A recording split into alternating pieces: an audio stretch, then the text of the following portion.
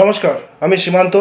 সমস্ত ভিউয়ার্স যারা আপনারা এই ভিডিওটি দেখছেন, আপনাদের সকলকে প্রণাম, ভালোবাসা এবং শ্রদ্ধা জানিয়ে এই ভিডিও শুরু করছি।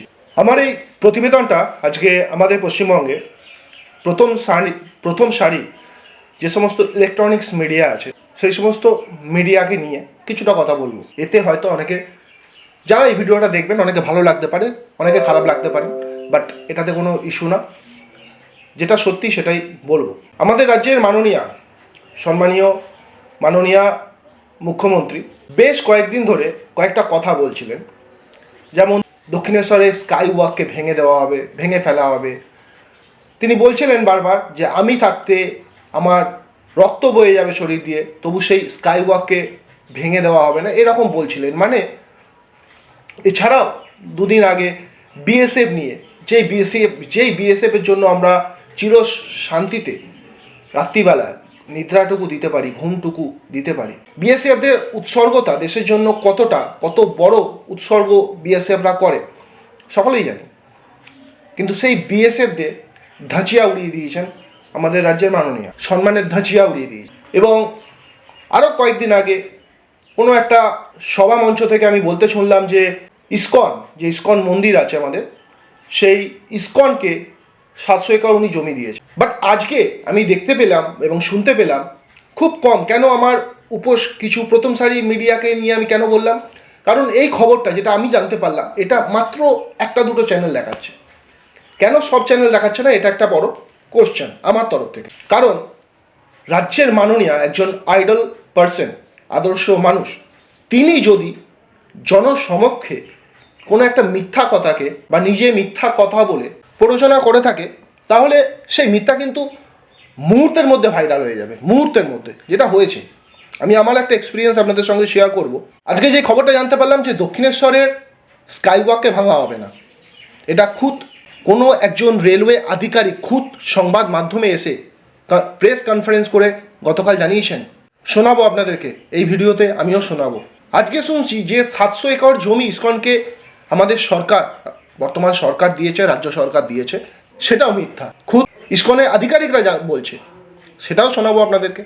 অথচ এই যে মিথ্যাটাকে মুহূর্তের মধ্যে পশ্চিমবঙ্গের মানুষের কানে, বিশেষ করে আমরা সাধারণ মানুষ, আমাদের সমস্যা কোথায় বলুন তো? আমাদের কাছে সম্পূর্ণ নলেজ থাকে না। আমাদের আশেপাশে যে ঘটনা ঘটে সব কিছু পুঙ্খানুপুঙ্খ নলেজ আমাদের মধ্যে থাকে না। ফলস্বরূপ অনেক সময় কি হয়, আমাদের সামনে যা কোনো, বিশেষ করে আমাদের সমাজের উপসারী, বিশেষ করে কোনো আদর্শ মানুষ যদি কোনো মিথ্যা কথাকে বলে দেয়, সেই মিথ্যা মুহূর্তের মধ্যে ভাইরাল হয়ে যায়, সেইটাকে আমরা সত্যি বলে মনে করি। যেখানে মাননীয়ার সেই কথাটাকে বারবার যে স্কাই ওয়াক ভেঙে দেওয়া হবে, বারবার ধরে বিভিন্ন জনসভা থেকে বলা হচ্ছে, এই মন্দিরে ওই মন্দিরের পিছনে আমরা এত জমি দান করেছি, অথবা মিথ্যে, সেই কথাগুলোকে এত ভাবে সেই সমস্ত প্রথম সারির মিডিয়ারা প্রচার করছে, অথবা যখন এটা জানা যাচ্ছে যে এটা মিথ্যা কথা, সেটা কেন প্রচার করছে না? অথবা এই কাজটা এই সুন্দরভাবে করে দিচ্ছে কারা জানেন? ইউটিউবাররা। যারা ইউটিউবার আছে তারা করছে, এবং সেই ইউটিউবারদের পিছনেই যত সমস্যা। দেখুন আজকে প্রথম সারির ইলেকট্রনিক্স মিডিয়া যারা দাঁড়িয়ে আছে, তাদেরকে আজকে এই ইউটিউবার যারা আছে, বড় বড় ভালো ভালো ইউটিউবার যারা আছে, আজকে তাদের সাংবাদিকতা, প্রতিবেদন উপস্থাপনার পদ্ধতিকে শ্রদ্ধা জানিয়েই বলছি, কোথায় পৌঁছে গেছে। কত সুন্দর সুন্দর ভালো ভালো খবর সমাজে যেগুলো ইউটিউবাররা তুলে ধরছে, অথবা সেই কাজটা হলো প্রথম সারি মিডিয়া তুলছে না। কী স্বার্থ আছে দর্শক বন্ধুরা আপনারা বলবেন, আমি জানি না। আর ইউটিউবাররা যখন এইসব সুন্দর সুন্দর মিথ্যা জিনিসগুলোকে জনসমাজে সাধারণ মানুষের সামনে তুলে ধরছেন, তখনই তাদেরকে বিভিন্ন রকমভাবে তাদের ওপর আইনিভাবে অত্যাচার করা হচ্ছে। ঠিকই বলছি দর্শক বন্ধুরা। আপনারা মনীষ কাশ্যপ একজন বড় ইউটিউবার, ওনাকে কীরকমভাবে কোনো এক সরকার, সেই সরকারের বিরুদ্ধে কিছু বলেছিলেন বলে, সরকার যে অন্যায়, যে মিথ্যা, যে অন্যায় কাজটা করেছে সেই কথাটাকেই তুলে ধরেছিলেন বলে তাকে 9 মাসের মতো জেলে দিয়ে দেওয়া হয়েছিল। ভাবুন। কেন আপনারা আমাদের আরামবাগ টিভি শফিকুলদার কথা বলুন, আমি শফিকুলদার বিভিন্ন প্রতিবেদন দেখে থাকি অবসর সময়। সত্যি কথা, সমাজের সত্যি কথা বলার জন্য আজকে ওনাকে কতভাবে হ্যারাসমেন্ট করা হয়েছে শুনি, খারাপ লাগে। কিন্তু এর একটা এন্ড হওয়া দরকার। আমি মনে করি এর একটা এন্ড হওয়া দরকার, কারণ আমাদেরও এবার থেকে দরকার একটা একে অপরের পাশে দাঁড়ানো, ইউটিউবারের পাশে দাঁড়ানো। নাহলে যে কেউ এসে মন্দিরে ঘণ্টা ভেবে বাজিয়ে দিয়ে চলে যাচ্ছে। আচ্ছা, আমাদের মাননীয়ার সেই কথাগুলো আমি আর আপনাদেরকে ভিডিওর মাধ্যমে দেখাচ্ছি না, যেই কথাগুলো উনি বলেছেন যে দক্ষিণেশ্বরের স্কাই ওয়াক ভেঙে দেওয়া হবে এবং এই জমি দান করা হয়েছে, ওই জমি দান করা হয়েছে।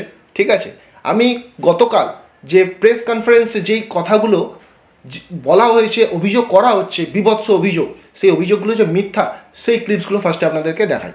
আমাদের স্কাইওয়াক ভেঙে দেওয়ার রেলের তরফ থেকে কোনো স্টেটমেন্ট কোনো অফিসিয়াল ইস্যু করেনি। আমরা কখনোই চাই না, রেলওয়ে চাই না কখনোই যে স্কাইওয়াক ভেঙে দেওয়া হোক। এটা কিছুটা হলেও রিউমার বলে আমি মনে করি, একটা ভ্রান্তি ছড়ানো হচ্ছে। একটা ক্রস ওভার আমাদের দরকার হয়ে পড়েছে, কেননা যে লাইনে আমরা ট্রেনটাকে নিচ্ছি অন্য লাইনে আবার ট্রেনটাকে নিয়ে এসে তারপরে ট্রেনটাকে চালু করতে গেলে 5-6 মিনিট একটা ডিটেনশন হচ্ছে। সেই সময়টুকু কলকাতাবাসীকে উপহার দেওয়ার জন্য আমরা একটা ক্রস ওভার চাইছি। That is on the air space. I repeat, that is on the air space. কোনো আমাদের জমি দরকার নেই। এটা কার কথা শোনালাম? এটা বলেছেন খুদ মিস্টার কৌশিক মিত্র, যিনি হলেন মুখ্য জনসংযোগ আধিকারিক পূর্ব রেলের। বুঝতে পারলেন? তিনি এটা বললেন যে দক্ষিণেশ্বরে যে মেট্রো চলছে, যতদূর আমি বুঝতে পারলাম, যে আপ এবং ডাউন যে লাইন হয়, সেই আপ থেকে যখন সেই আপে যখন ট্রেন চলছে, সেই আপের ট্রেনকে আবার ডাউনে এনে সেই ট্রেনকে চালনা করা হচ্ছে, ফলে সেটা সময় সাপেক্ষ হয়ে যাচ্ছে, যথেষ্ট সময় চলে যাচ্ছে। বুঝতেই পারছেন, একটা ট্রেনকেই আপে যখন চললো, সেই ট্রেনটাকে ডাউনে আবার এনে ডাউনে চালানো হচ্ছে। তো এর জন্য একটা ক্রস ওভারের দরকার আছে, এবং সেই ক্রস ওভারটা মাটিতে লাগবে না, সেটা উপরে লাগবে, স্পেসে বলছে। বুঝতে পারছেন? এয়ারে লাগবে। তিনি দুবার কিন্তু কথাটা রিপিট করলেন, এয়ার স্পেস লাগবে। তিনি পরিষ্কার বলছেন কোনো আমাদের জমির দরকার নেই, অথবা এই জিনিসটাকে কীরকমভাবে সাজিয়ে গুছিয়ে আমাদের মাননীয়া সুন্দরভাবে উপস্থাপনা করে দিচ্ছেন জনসমক্ষে, মানুষের সামনে। কী বার্তা মানুষের কাছে পৌঁছাচ্ছে, এই নিয়ে একটি সুন্দর কথা বলবো আপনাদেরকে, যেটা আমার সাথে হয়েছিল, আমার পরিবারেই হয়েছিল। সেই কথাই বলছি। আমার ভাই, ছোট ভাই, যেদিনকে এই প্রথম এই খবরটা শুনলাম যে দক্ষিণেশ্বরে স্কাই ওয়াক ভেঙে দেওয়া হবে, তখন নিজেদের মধ্যে বসিয়ে আলোচনা হচ্ছিল। তখন আমার ভাই আমাকে বলল যে স্কাই ওয়াকটা ভেঙে ফেলা কি প্রয়োজন আছে? এটা মানে একটা বাজে কাজ না, যে স্কাই ওয়াকের পিছনে এত পয়সা খরচা করা হলো, এত টাকা খরচা করা হলো, সেই স্কাই ওয়াককে ভেঙে ফেলার কী প্রয়োজন ছিল বিজেপির? না জেনে শুনেই সে বলে দিল বিজেপির একটা মন্তব্য করলো।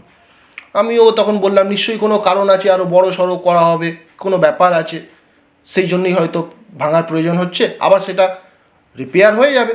এর থেকে বেশি আমি কিছু বলতে পারিনি, কারণ আমার কাছে তখন সম্পূর্ণ তথ্য ছিল না। আমরা দুজনেই, আমি এবং আমার ভাই দুজনেই না জেনে শুনে নিজের মতো করে একটা মন্তব্য, বক্তব্য রেখে দিলাম একে অপরকে।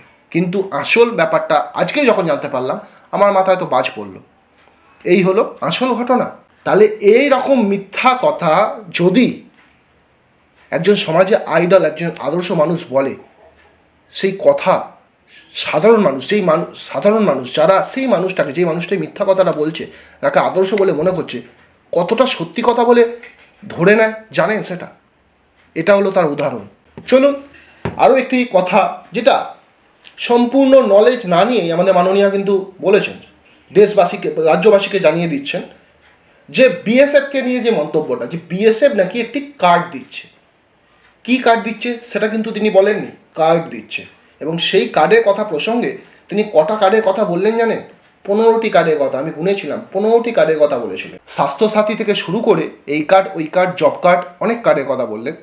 সত্যিকারে বলছি, আমি এর আগে এতগুলো যে পশ্চিমবঙ্গে কার্ড আছে, এত সুবিধা আছে, আমি জানতাম না। সেদিনকেই জানতে পারলাম যে এত কার্ড আছে সাধারণ মানুষের জন্য বিভিন্ন প্রকল্পের।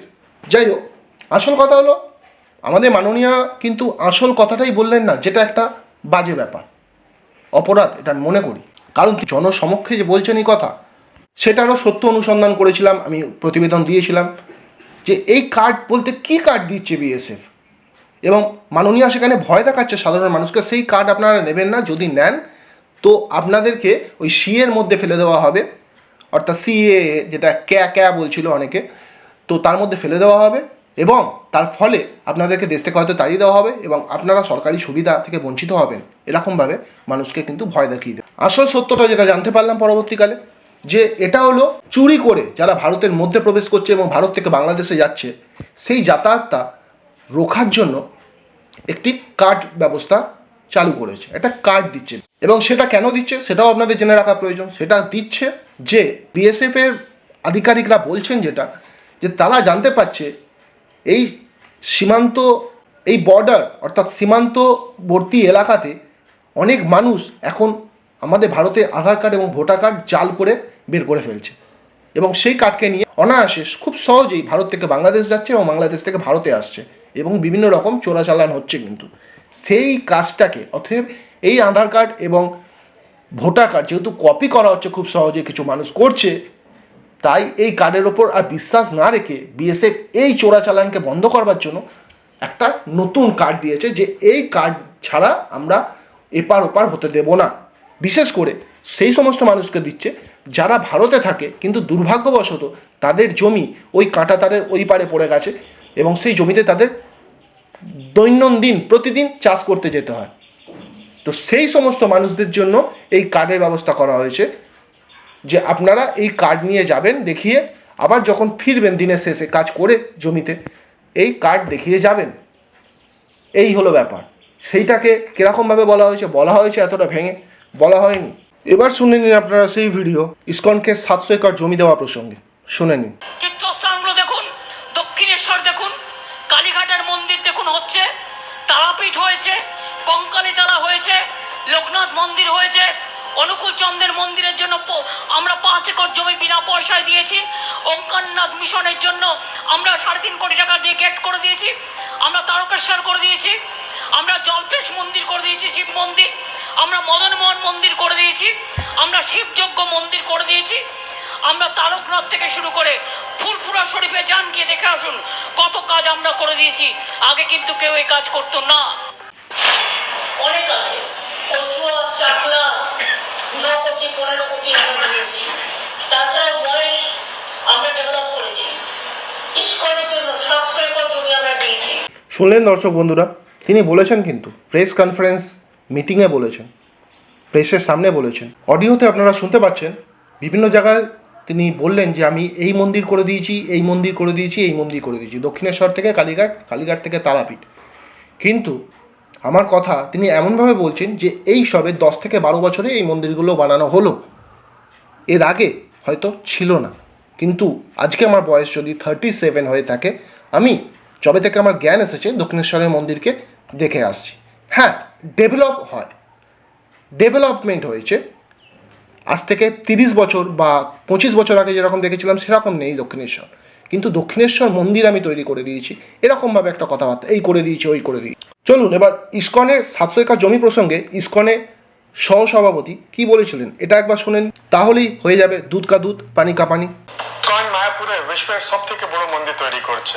ইসকন লাস্ট 50 বছর থেকে আমরা চেষ্টা করছিলাম কি আমরা মায়াপুরে একটা বড় বেদিক সিটি তৈরি করতে পারি, কিন্তু এখানে ওয়েস্ট বেঙ্গলে একটা ল্যান্ড সিলিং অ্যাক্ট ছিল, যার ফলস্বরূপে আমরা 22 একর থেকে বেশি জায়গা আমরা হোল্ড করতে পারতাম না। 2019 সালে যখন মিস্টার অ্যালফ্রেড ফোর্ড উনি মাননীয় মুখ্যমন্ত্রী সুশ্রী মমতা ব্যানার্জির সঙ্গে দেখা করেছেন, তখন ম্যাডাম ইমিডিয়েটলি উনি এই যে ল্যান্ড সিলিং অ্যাক্ট ছিল ওটা ওয়েভ করে দিয়েছেন, যার ফলস্বরূপে আমরা ইসকন 750 একর জায়গা আমরা মায়াপুরে নিতে পারলাম। ওর সঙ্গে মাননীয় মুখ্যমন্ত্রী উনি তাহলে যে গভর্নমেন্টের যে ল্যান্ড রেজিস্ট্রেশন চার্জ থাকে উনি ওয়েভ করে দিয়েছেন। আমরা এখন মায়াপুরে 8,000 কোটি টাকা ইনভেস্ট করে অনেক বড় বেদিক সিটি তৈরি করছি। So we are very very grateful to the honourable chief minister. কি শুনলেন আপনারা? ইসকনের সভাপতি কিন্তু এই কথাটা বলছেন। 8,000 কোটি টাকা খরচা করে তারা কিন্তু জমিটা নিয়েছে, ইসকনে ভক্তদের টাকা এটা, অর্থাৎ ইসকন নিজের পয়সায় কিনেছে এই টাকা, কোনো সরকার দেয়নি, সেটাই বলছেন, সেটাই জানাচ্ছেন তিনি মিডিয়ার সামনে। সেই বক্তব্যই আপনাদের সঙ্গে তুলে ধরছি আমি। মমতা ব্যানার্জিকে, আমাদের মাননীয়াকে উনি ধন্যবাদ জানিয়েছেন। কিসের জন্য? সেই সময় একটা ল্যান্ড সিলিং অ্যাক্ট ছিল, সেই অ্যাক্টে কিছু উপকারিতা পেয়েছিলেন এই ইসকনের মানুষেরা, ইসকনের আধিকারিকরা, সেটা মাননীয়ার রিকোয়েস্টেই হয়েছিল, সেটার কথাই তিনি বলছেন। সেই ল্যান্ড সিলিং অ্যাক্টের কিছু পরিবর্তন হয়তো করা হয়েছিল, সেই কথা তিনি কিন্তু বলছেন, কিন্তু যে টাকার কথা যেটা তিনি আমাদের রাজ্যে মাননীয়া বারবার বলছেন যে ইসকনকে এত একর জমি আমরা দিয়ে দিয়েছি মানে ইসকন নিজের টাকাতে কিনেছে ওইটা।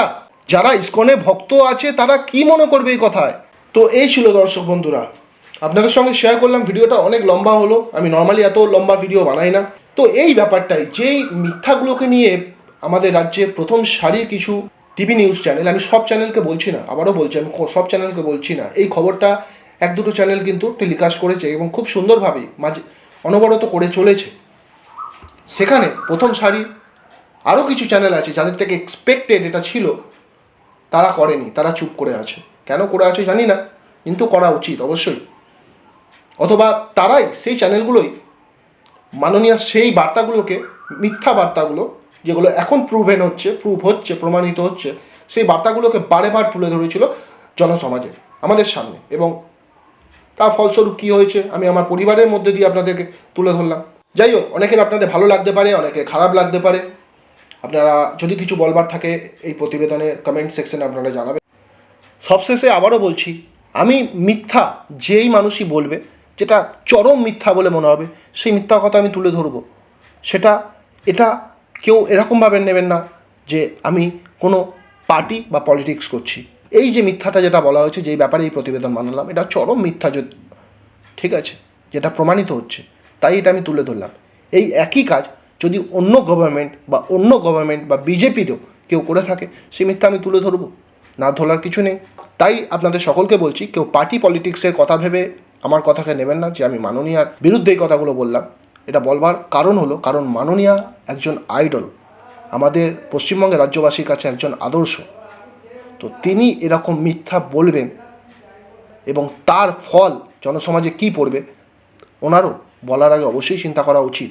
চলুন, নমস্কার, ভালো থাকবেন, সুস্থ থাকবেন।